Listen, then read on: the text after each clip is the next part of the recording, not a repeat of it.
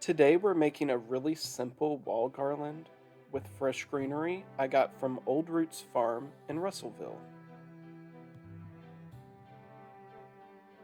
First, I gathered some bundles of juniper or eastern red cedar.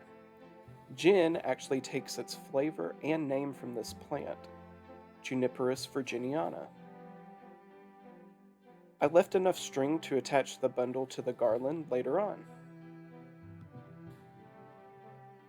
Next, I made two bundles using Nandina leaves. I chose some leaves with some different shades of colors for a nice mix. Then I gathered two bundles of pine. I also used holly. You could always look for some with berries for a nice pop of color.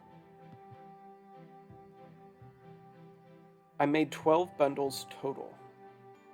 I added some small ornaments to a few bundles, and I used ribbon and dried okra as their own bundles.